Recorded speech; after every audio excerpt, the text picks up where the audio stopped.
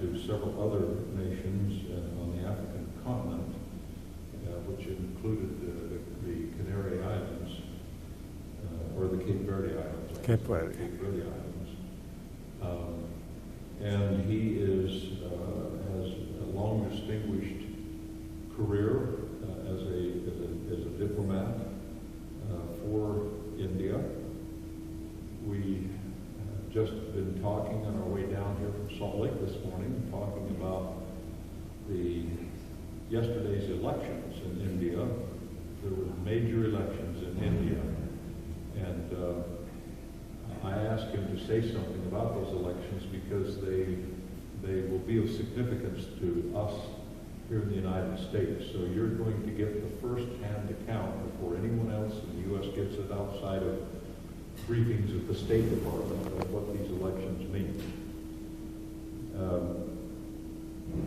The ambassador also has received his education in India and has been with the Foreign Service since 1981 when he joined it, and he has served all around the world: Belgium, Senegal, Pakistan, the UK, and Syria, and in many different capacities at the Ministry of External Affairs and the Ministry of Finance. And his hobbies include writing, spirituality, mentoring youth, and golf and bridge. We had a very interesting tour of the LDS Humanitarian Services yesterday, in which he brought up some humanitarian things that India is involved in, which were quite eye-opening for me, as well as the people from humanitarian services. Things that you might think were fairly small, but quite significant, I thought, even life-changing for many people. I was very impressed with the things that India is doing in humanitarian-related things. He's published 2 books, one of which is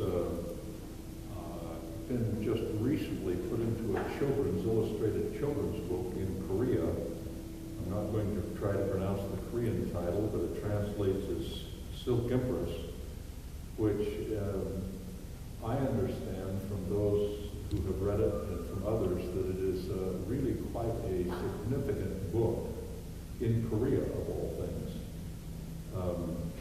And also a book, a fictional book entitled The Reluctant Assassin, which you can find on Amazon, a thriller.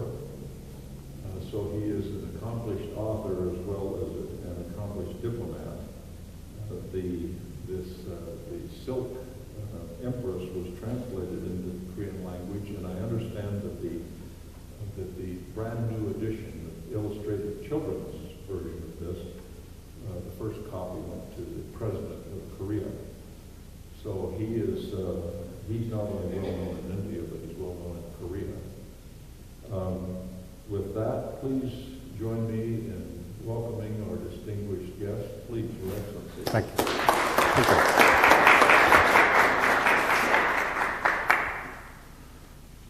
Good morning. Thank you, Dr. Butler, for your kind words.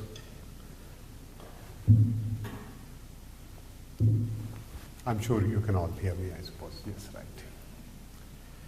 right. I'm really honored and privileged to be here today to share some of the thoughts, some information about India, and some information about Indo-US relationships as we know. As you all know, today we live in an interconnected world, and globalization and innovation have been the buzzwords for the last couple of decades. Technological development, particularly in the digital domain, has practically shrunk and flattened the world. Distances, geographical barriers no more keep the countries as special, separate, cultural or other entities. And also, because of the communication, both physical as well as virtual communication possibilities. Information is available everywhere. Everybody has access to information, because of which everybody knows more about their rights and their demands have grown, particularly in all the developing countries. So it is a much more challenging time to be here and dealing with people and countries and nations. As Dr. Butler was mentioning, today is an important day for India for the simple reason, yesterday night, or the 16th in India, the election results were announced. Can you just imagine a country where 814 million people are eligible to vote? And to do that, you made arrangements, logistic arrangements and everything, everywhere, including carrying things on your elephant or a camel or a mule or trekking and this and that, and you went all over the country, made arrangements. And the election process itself took more than 5 weeks just to ensure that everybody has a fair chance and everybody gets a right to vote in a peaceful ambience. And the entire thing was peaceful, or more than 5 weeks. And more importantly, more than 500 million people, that is 551 million people, actually went and cast their votes. Now, can you imagine 551 people going and casting their votes? This is the largest ever democratic elections in the world. And the results were not announced as piecemeal, because if you start doing that, it would influence the voting of the other parts of the thing. So it was all kept. And yesterday night, that is 16th morning, they started counting, and in 2 hours, they had given the results of 551 million voters. One of the parties had a landslide victory, almost getting 60% of the seats in this thing. And what is important is, it was all electronic counting in a country like India. It's a peaceful election, massive election, and the results are accepted, and peacefully already people congratulated the winners, and the government will be formed in the next 2-3 days. I think this is India. When we talk about India, we just say India is a country with 1 billion plus people. But what most people do not realize is that just when we say plus, is another 225 million people. You know, this is the kind of numbers. Every race, religion, ethnic grouping, anything that you can imagine in the world is present in India.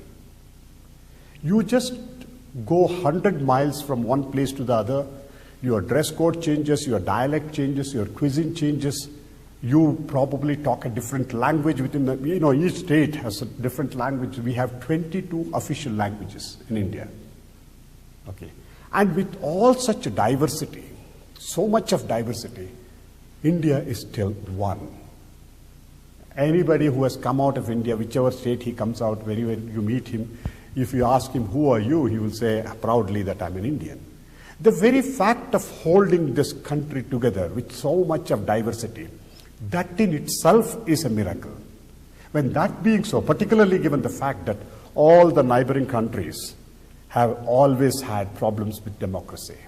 India has been democracy right from day one, and nobody ever doubts about that remaining democratic, or the possibility of a coup, or the possibility of something else coming in. That has not even existed. When this is the case, India has also undertaken an experiment, the largest democracy with 1 billion plus people, taken the experiment of modernizing its society as well as integrating its economy into the global economy. Over the last 20 years, that has been achieved well. And if you had noticed, in the last 10, 12 years, 15 years rather, India was growing at an average of more than 6%, which was, it was almost like everybody said, the BRIC countries, of which India is one of the important countries. It had been growing, and its per capita income has been increasing, its GNP has been growing, and in the world, everybody understood that India is going to be, and as it is in the in terms of the this thing, it's already a third or fourth country, important country in terms of economy, and everybody assumes and believes it's in the next 10 to 15 years, it's going to be the second or third largest economy in the entire world. While this is also happening, most of you are probably aware, India is a young nation. 54% of our population is less than 24 years old. That means about 600 million people are less than 24 years old as of today in India. So we don't have to look for the next 40, 50 years to have the human resources, which is not only for India, but as you see in all over the world, in most of the countries, including in China and including in the US, including in Japan, including in most of the European countries, the workforce is reducing. So all these places, India has the ability to step in. We have more than 300 million, what do you call the middle class people who can buy all the white goods, all the car, the house and this and that, etc. And these numbers are increasing every year by at least 30 to 40 million people. India it's a country where you can just imagine, you just say only 5% of the people are very rich, in the sense they are the richest people who can afford to have their breakfast in London, lunch in Paris, and probably dinner in US, and they have all the facilities, everything, etc. Just 5% of them, which means 60 million people. 60 million people are, really, really rich. So it is just the numbers that we are talking about it.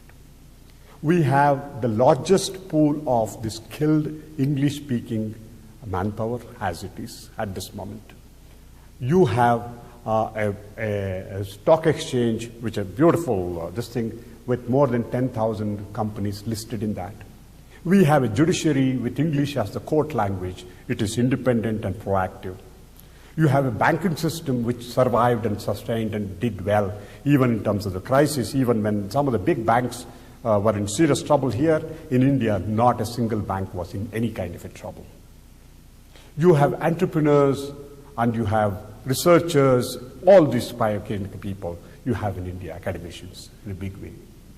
The biggest thing is, while India has continued to grow, and actually last year we had probably the lowest level of growth, that's about 5%, which is called the bottoming out of the thing. But even with that, the greatest thing India can depend on is its own consumption power within, the demand that is within.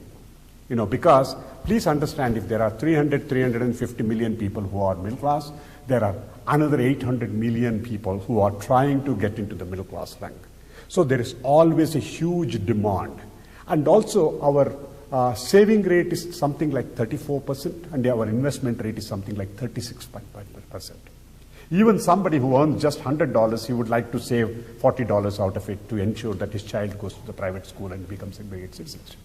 So this is the kind of a thing that is happening, and India is growing, and India can stand on its own, within its own demand that is there. So that's what is happening in the world. While this is happening, on the one hand, what we are seeing is India is trying to embrace globalization. On the other hand, what you see is a kind of a phenomenon called Indianization of the globe. Just to give an example, we have about 30 million Indian diaspora outside India. And you just take US itself, we have 3 million people of Indian origin here. And you heard that Microsoft, the CEO now is Mr. Satya Nadella, who is from Indian origin. Okay. Or you take Adobe, which has just started a huge this thing here. The CEO is Mr. Shantanu Narayan, is of Indian origin. You go to many of the biggest companies, you have so many Indians there. We have C.K. Prahlad, you have management gurus, entrepreneurs. You go to California, all the startups, if there are 10 startups starting today, at least 4 of them have an Indian origin person in that, developing that. So what these people have done is they have come here, they have succeeded, and they are acting as the bridge between India and here. That's the second thing that's happening. But again, India is not, as many people try to tell you, India is not an emerging country. Like everybody tries to say, all the BRIC countries are emerging countries, so India is an emerging country. Let me try to clarify this point. 300, there's a historian, economic historian from Cambridge by name Angus Maddison. He is well known in the world for assessing the GDP of countries for not today, but 100 years back, 200 years back, 1,000 years back, like that. He's an accepted authority. So he has provided the information that 300 years back, India and China each used to account for 23% of the world economy. That means between these two countries, we used to account for almost half the world economy. So India's economy, which was 23% of the global economy 300 years back, after we were colonialized and then when we became independent, from 23% it had plummeted to 3.2%. So what is happening now is that we are only trying to regain the status which India had enjoyed. Even probably 1,000 years back, if you go back 1,000 years back, India accounted for 24% of the world income, world economy. So India has been a rich country. India has lived together. And that is what it is trying to regain. So while this is happening, our infrastructure needs, this is a rosy picture what I tried to give, our infrastructure needs are enormous. You may not believe it. We have something like 248,000 megawatts of energy generation, power generation capacity today. But we need to double it in the next 5 years. We build something like 20 kilometers of freeway every day, but we still had to increase it, double it, even if you want to reasonably meet the requirements. Okay. In South Korea, the consumption of steel, whether it in terms of a car or a can of juice that you drink or anything, the consumption of steel per year is something like 1,000 kilos. In China, it is something like 335 kilos. But in India, it is something like 35 kilos. Because we also reuse some of them, that's tell. So just imagine in India, we try to reach in the next 7-8 years, we try to reach a 350 kilo level, which China is approximately. So India will need something like 360 million tons of steel every year, just to keep up. So the demands are huge, enormous. We have to build roads, bridges, ports, power generation, every infrastructure. We are trying to spend about $1 trillion in the next 5 years to ensure some of these things are built. This is where tremendous opportunities are available for any of the countries which are developed and which would like to do business. That's what is happening today in India. As I mentioned, while we have 300 million people who are good, we still have to cater to the remaining 700, 800 million people who are yet to get proper health care, full availability of education, access to commercial energy, a lot of sanitation, housing, and there is so much that is an opportunity. It's a challenge, but it's also an opportunity. Just to give you an example, 225 million children are enrolled in school today, 225 million children. Just imagine that in the next 10 years, 12 years, if we can provide them the education or the skill set, they are our greatest assets. No country would have that kind of a human resources and assets. But at the same time, just imagine if you are not able to provide them this education or the skill set or something for them to be gainfully and productively employed, we are going to have a nightmare situation. So this is where our priority lies, and this is what is the basis of what we call our foreign policy. Our main interest in terms of our foreign policy originates from this, to ensure that the people in India have the ability to develop their potential in a peaceful and helpful environment. To do that, what we need to do is to basically have adequate defense capabilities so that the sovereignty of the country is maintained. We should have adequate security capabilities within the country so that the country is secure, the area is secure and is peaceful, so that the others from foreign countries can come and invest in India, which is happening to a large scale. Yesterday we had this this thing, even in the run-up to that, because people expected that this party is likely to win, the stock market has skyrocketed. Just yesterday, it went up by more than 1,000 points. I mean, it was like a 6.5%, 6% is going up one day. So the foreign money will now start pouring into India. So that is the second thing that we want to ensure, that they do the whole thing and provide the means that are required for people to develop. That's why our foreign policy, particularly with US being one of the most important countries in the world, is based on 4 pillars.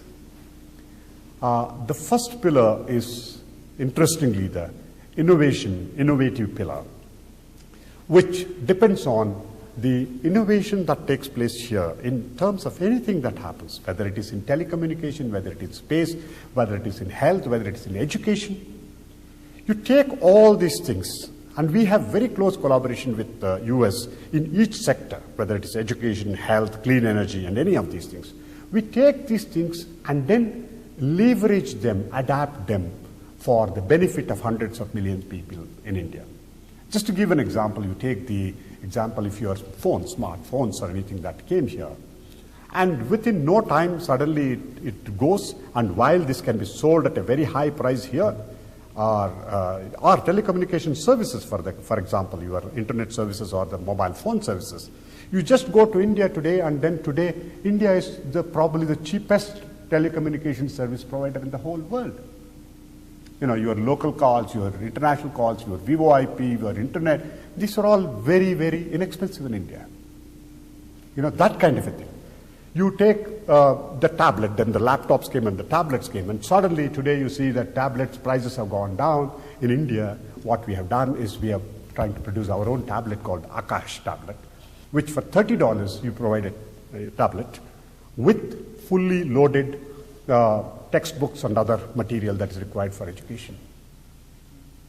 You know, this kind of thing. The whole idea is to take a innovative technology and adapt it, leverage it so that this is going to be beneficial. Or take telemedicine for that matter. In telemedicine, you just go and then see that in rural areas where the people, you know, there are no doctors, a paramedic can just go there, have a smartphone, and from there they can take either the ECG or they can measure various other things, and then through the Skype and various other means, they can connect it to the doctor and they can provide that. In fact, you may not believe, in US, there's somebody who has started, last week I was talking to him, he said that he has started a startup. It's called the Second Opinion. You know, in US, there are lots of mothers, when they are expecting a baby, they want to ask a question every day to the doctor, something or the other they want to know. But here, the accessibility and the affordability is still a little difficult to go get a doctor's appointment or to pay for it. So what they do is, they are taking a lot of Indian doctors on board, and they are linking them up so that anybody can ask a question from here. Many of the doctors in India now, they are all trained, they are all worked in America, they know how the things work. So you ask a question on your Twitter or anything, and immediately somebody will be answering your question in the next 2 hours. You know, it's an amazing kind of a thing what can be done in medical tourism, what's happening in India. You know, all the countries from Africa, Middle East, and various other people, they all come here.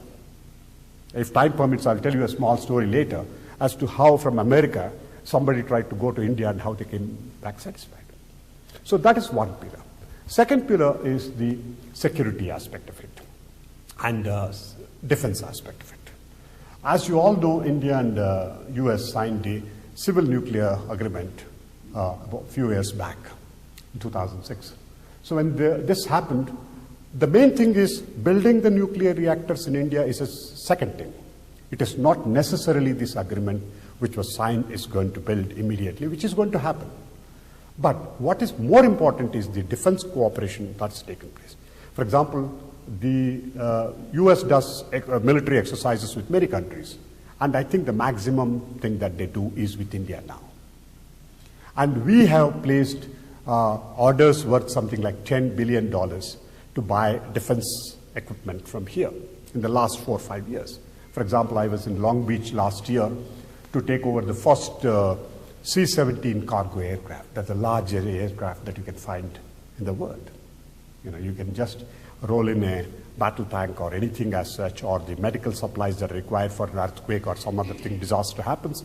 You can just take in every supply, including a hospital. You don't have to break it down and all that. You can practically carry it inside, take it to the site, and make it immediately operable. Okay. So in the defense cooperation, there is plenty that's happening.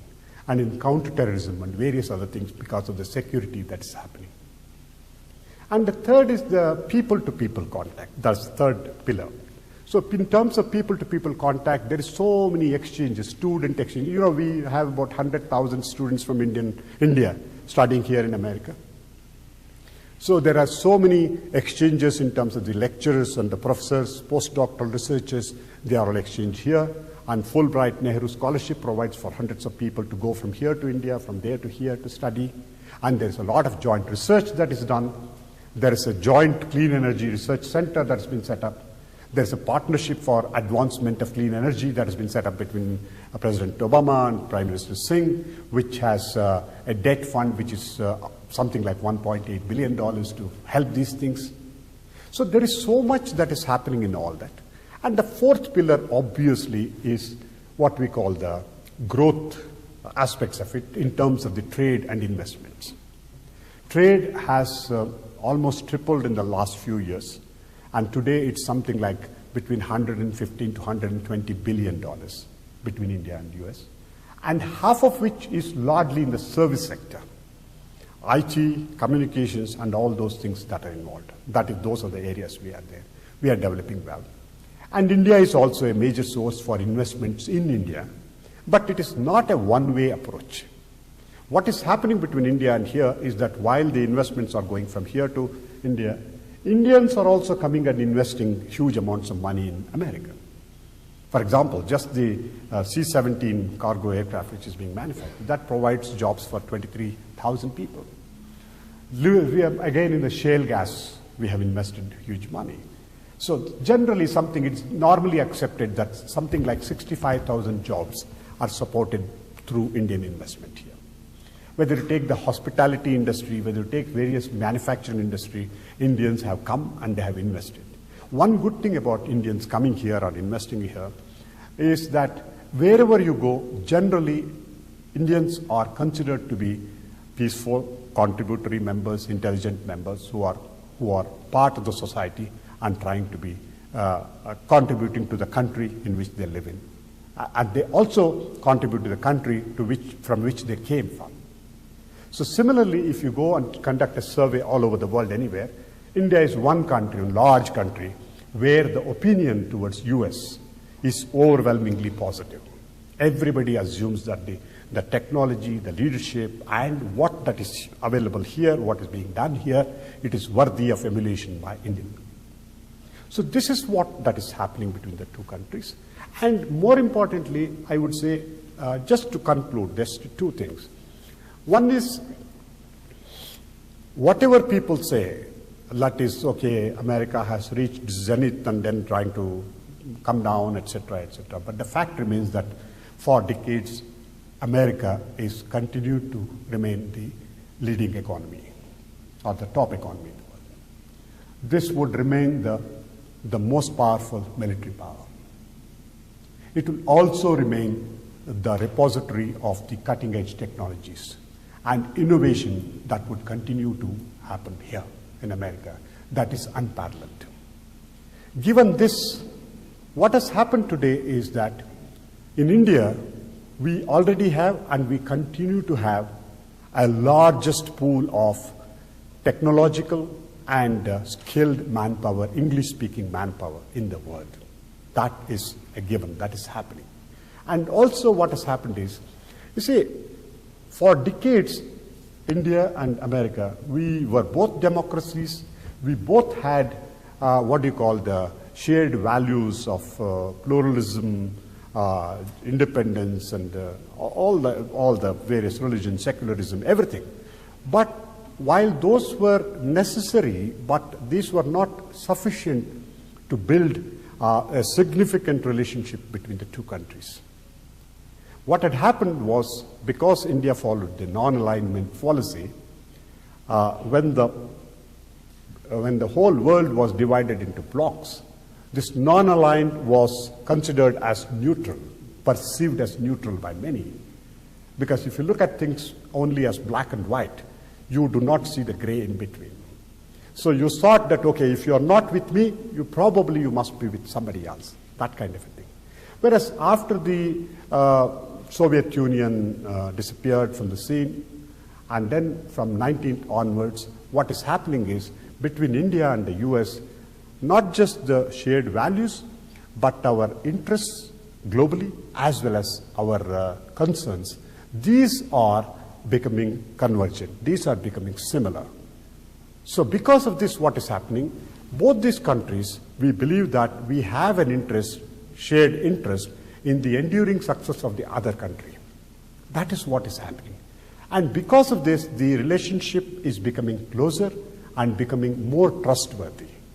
And as a result, there are already ongoing joint research projects, joint collaborations, which are leading to joint manufacturing abilities.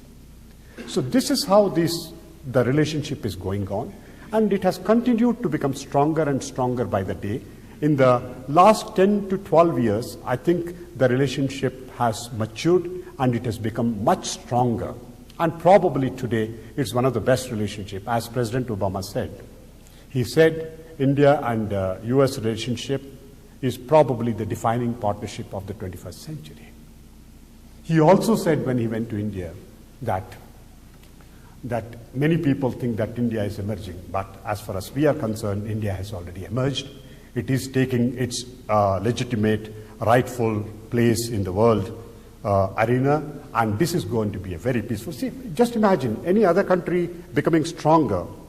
People will say, oh, that country is becoming stronger. What's going to happen? How do we contain or how do we do something? What is going to happen? But whereas when India is growing, there are no worries around the world.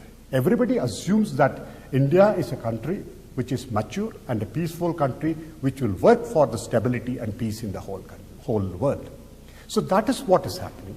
So with this, I think you know that there is no going back, there is no looking back. The relation between India and US can only continue to grow and continue to strengthen. That's what we are here to promote for. Thank you so much for that. Thank you.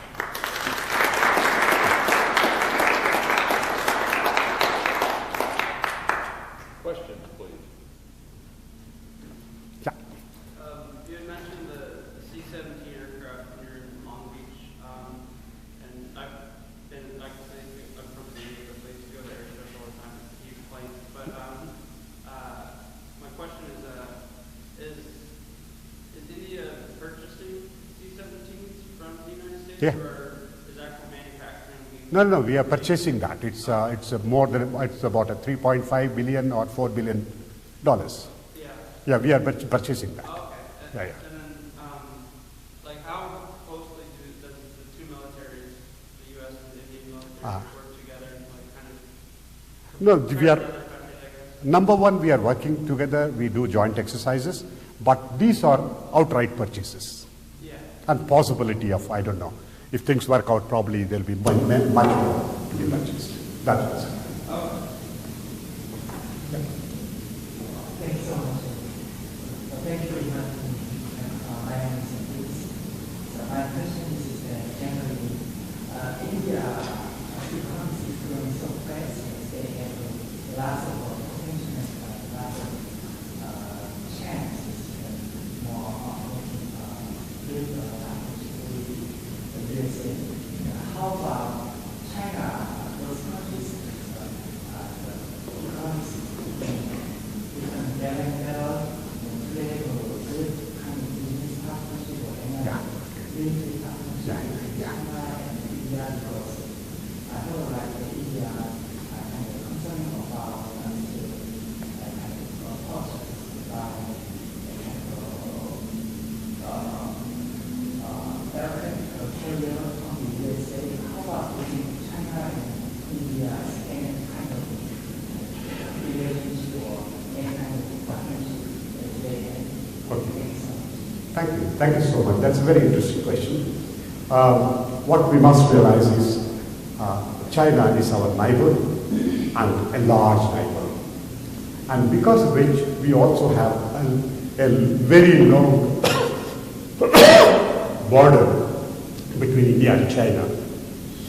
We had a war in 1962, and even today the borders are not settled completely.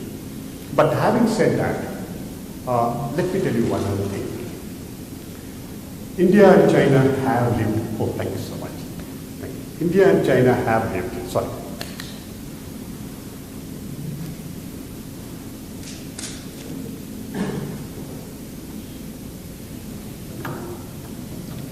Have lived together peacefully for centuries. Just to give you one simple example, in 1995, our bilateral trade between India and China was less than $1 billion. Today, our bilateral trade is over $75 billion. Can you just imagine the exponential growth that is taking place? India and China have also various relations in other sectors. Indians have gone and invested there, Chinese have gone and invested in us. We have trade relations, cultural relations, so much that is going on. So it is a question of, many people ask me whether it is India or China. I remember very well when I was ambassador in India, I used to tell them that, look, now the focus of production, focus of all this productivity and manufacturing and so many other things have shifted to Asia. It is not a question of it is India or China.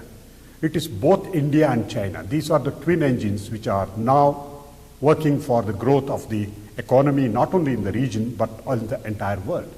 When we were in Korea, there was a famous phrase which everybody used to use. It's called the Chindia, China and India. These were the two who were together trying to do that. You see, in the last 100 years after we have seen the wars, we see everything through the prism of the necessity of a war. It is not necessarily so. One can coexist. It is not necessary either to resolve the differences completely or to escalate them. This is what you call conflict management. You should ensure that these conflicts do not hold other issues as hostage, or these should not escalate to create conflicts which turn into armed and other major kind of eruptions. So if you can just avoid that, there is enough space in the world for both India as well as China to exist, for both India and China to do their business. And what is more important at this moment is there are hundreds of millions of people in China, there are hundreds of millions of people in India. Don't forget, they have something like 1.3 billion people. We have something like 1.2 billion people, put together 2.5 billion people. So our main focus at this moment is on ensuring that our people, they can develop to their potential, they go beyond this poverty line, they achieve much more. So I think both India and China are focused on developing the domestic economy and also trying to establish cooperation between the countries. So, and we also do military exercises together. We have other relationship. So I think India-China relationship, although it is perceived outside as one of the very confrontational, no, I don't think it is so. So this is what is happening, and we believe that it is not against some country, but it is to ensure that these are all inclusive in the main developmental process of the world. And that is what is happening, and that is the effort that's being made. And, sorry, go ahead. I would like to know the current relationship between Pakistan and India. I know it has progressed from the past, so I would like to, if you can please expand that information. Yeah, okay, sure. Yeah, I was also in Pakistan between 93 and 96, so I know that reasonably well. The thing is, again, perception outside varies. But I can tell you one thing, despite the problems we have had with Pakistan, our relationship between India and Pakistan has improved considerably over the last 10 to 15 years. The reasons, let me tell you one thing. You see, for a long time, India has been, because India is a large country, we had been trying to say we had to be big brother, so we have to be generous, so we should provide a unilateral concessions and we should do that, etc. But we tried that for a long time. Right in the beginning, when, in Jammu and Kashmir, the Maharaja came and signed the instrument of accession with India, even then, at that time, they came and occupied part of that, the state. And then we thought that these were the 1947. So we thought that instead of going further and then evacuating them using force, it's a good idea to go to the UN and seek their good offices so that they can settle the issue free and fairly. Only thing we realized later is that Security Council is not necessarily like a judiciary or a fair organization. That's what it happens. And once again, in the 1965, there was a war between India and Pakistan. And during that war, while India gained, we had to give up one of the main passes, Haji Pir Pass, in Tashkent when we went for the negotiations. And once again, after the 1971 war, when the Bangladesh was created, where Pakistan was completely defeated, so we had 93,000 prisoners of war. And we had something like 13,000 square kilometers of land, which India had occupied in West Pakistan. But we again went for negotiated settlement. We called their prime minister. We got into what is called the Shimla Agreement. We gave away all, not only the prisoners, but the land that was occupied. Okay, we showed the generosity that was possible. But once again, what happened? Then we had a parliament. In parliament, there was an attack by the terrorists, which were trained by the Pakistanis, which was a known thing. Even that, then we invited to Agra, the prime minister. The thing is, lots of generosity and giving a one-sided thing. What happens in diplomacy most of the time is, while one tends to be generous, the other side thinks that that generosity is not necessarily because somebody is big and kind, but because of our capability of negotiating technique or our importance that the other person made that concession. That's the kind of a thing. We have tried hard, but the thing is, what do you do if a country tries to use terrorism as an instrument of their foreign policy? But what happened later is a different thing. And in the 26th November, what happened in Mumbai with the trained, everybody acknowledges the trained terrorists supported by them. They came and innocently, they just went and shot and killed. They just killed people. I mean, how can anybody do such a thing? They were on the phone with generals. Exactly. Being directed. They were there. But this is the only thing. What we try to tell them is that we tell them, look, you cannot invent a gun which can fire only in one direction. You created the monster, now that is trying to devour you also. There is a lot of terrorism that's going on within the country also. But this is what you unleashed it. You will have to try your best to ensure that is there. But apart from that, despite all this provocation and the loss and being the victims of terrorism, we have extended visas to the families because there are lots of people who are divided families. It's not necessarily the fault of the people, common people who are suffering. So we have done that. Our trade has increased. Our cultural links have increased. So much has developed. And what is happening in the last few years is a very interesting phenomenon. Because India has just moved ahead and they have done well. So most of the Pakistanis also today realize that it is India to look forward to. They say that, look, they went ahead, they did the whole thing. What are we doing? Many of their, cricketers to cultural icons to musicians to everybody, now they come to India because that is where the money is, that's where the relationship is.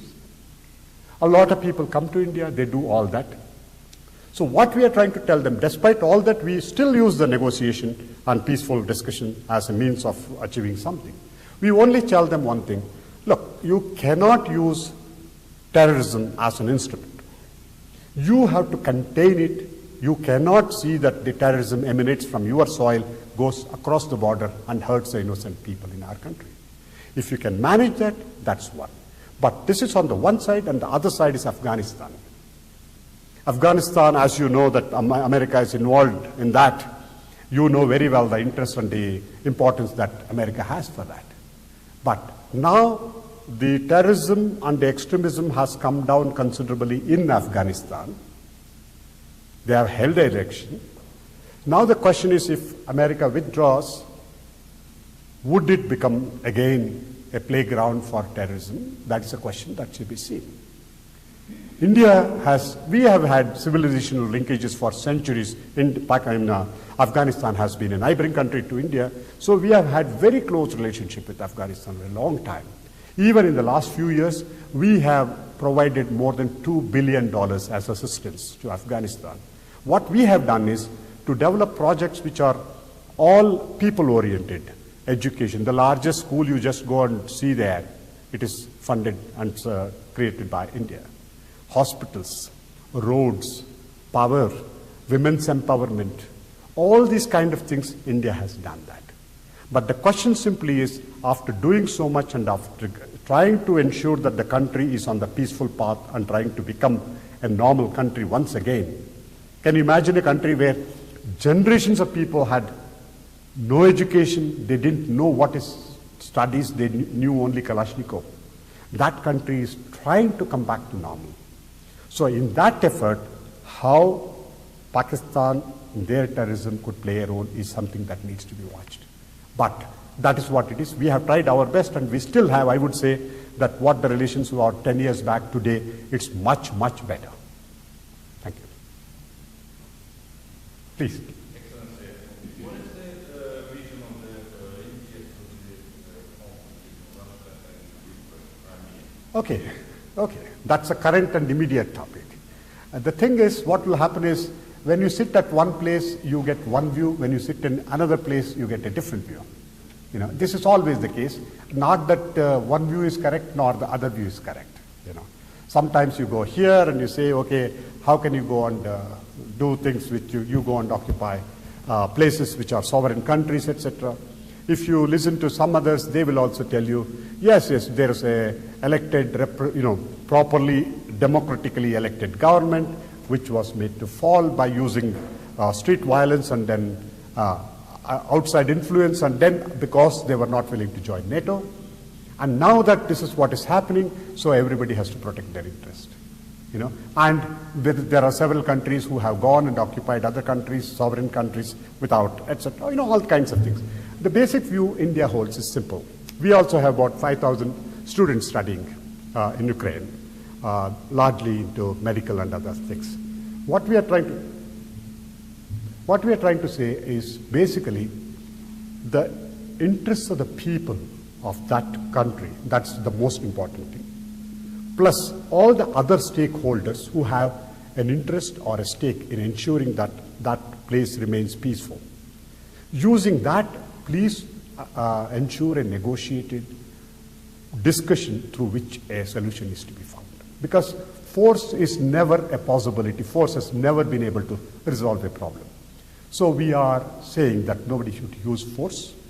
They should follow international law, and then they should basically try to negotiate and find a solution. And that's what is happening. And you would have seen that despite all the efforts, everything, finally, even in case of Iran, we are trying to get a negotiated settlement and a diplomatic settlement. So if that is a kind of a thing, I think you have to find through discussion, peaceful discussion, you need to find a diplomatic solution. That's what India wants. Thank you.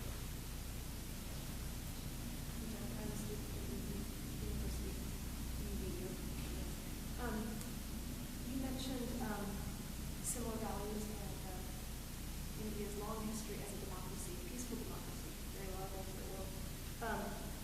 In this recent election, the U.S.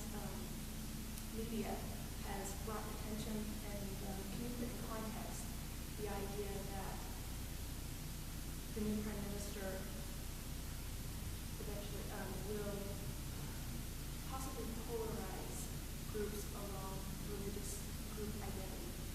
Okay. And I guess in maybe in context of a larger global possible trend that, the U.S. is becoming more polarized here along political lines. We see religious conflicts being polarized relatives. Is this a true concern, or is this overblown in our media? Okay, it is not overblown. It is totally overblown. The reason is simple. When somebody is trying to talk about political things, everybody tries to accuse the other party of something which they are not. You know, this is a party which they say that they are with the Hindutva. That is means it is not Hindu religion per se. Their concept of Hindutva is anybody who is in India, because it's called Hindustan, anybody who is there is a Hindu. It doesn't mean it is not, Hindu is not a religious concept. For a long time, Hindu has been a way of life. So that is the concept that they try to propound. They say that anybody who is in India is a Hindu. That doesn't mean that they have to follow the Hindu religion. But anybody, whichever religion that he belongs to, he's an Indian. And he should have equal rights, even if he's a minority, if he's smaller, or whatever it is, he has the right, so that is what they propound for it. So the polarization will not happen. One simple reason is, if you just look at the voting pattern that happened, with which they came, today it was declared when they came to power. Across the country, all groups have voted for them. If it was polarization that was possible, okay, it would have already shown in the voting, number one. Second thing is, he has been the chief minister of an important state in India called Gujarat for the last 3 terms. And the one reference point for all this for them to do is the Godhra, where the Godhra massacre, as they say, it happened, which technically originated because there was a train in which there were some Hindus traveling, and allegedly some Muslims came and set fire to that train, and a lot of Hindus died. Because of that, the Hindu population went to take revenge. You know, this kind of a thing, etc. If that was the intention of polarizing and doing something, after the incident was over, the state would have polarized. The state would have become something like a Muslim on the one side and the Hindus on the other side. There would have been clashes, or one forcing the other. But nothing of that happened. And that is the most progressive state where everybody acknowledges the development has taken place tremendously. And when the fruits of the development has to be distributed, that time nobody has seen which religion or which ethnicity somebody belongs to. This has been provided to everybody. So the idea, if anybody is thinking that this will polarize, this will do that, I think we should forget it. Secondly, what could happen is it can be much more in the opposite direction. Because they have been voted to power with a tremendous majority, it is also their responsibility to ensure that there are no such polarization that takes place. You know, that's one thing. And I know, we remember that in US this has been an issue for the simple reason, from time to time there has been an issue saying that after the riots his visa was revoked, and then that kind of a thing. But please understand, in diplomacy, in statecraft, in international relations, things do not move as 2 + 2 is equal to 4. These are all dynamic, evolving relationships, and already several months back, the ambassador of US went and called on the chief minister. And even last week, when this thing was concluded, the elections were concluded, President Obama put out a statement, press release clearly stating that we congratulate the largest democratic elections in the world, and then whoever comes to power, we look forward to working with them, etc., etc. So I do not think, some of the always that is there. And also, judging is not an easy thing. How does one judge that I am the pinnacle of all, the guardian of the human rights relationship, but I would point a finger and try to throw a stone at somebody else? It's not an easy thing. And these are all the evolving things, and I do not see for a moment any possibility of polarization. Yes, during the election, people will talk about different things, people will try to say things, but after the elections, things are much different, whatever they have said. They understand that it was in the heat of the moment for the political or other things. So I think we can look forward to a much more stronger relationship, because this will be a decisive relationship. One can know what it is, and one can depend on delivery of the thing. So that's what. Thank you. Yeah. Thank you. We have an award that we want to give our distinguished Thank lecturer. It says the Honorable Shri N. Parthasarasthi, Consul General of India, guest professor, May 16th, 2014, Utah Valley Okay. University. Thank you. So Thank you so much. congratulations. Thank you so much. Thank Thank you. you. Thank you. Thank you.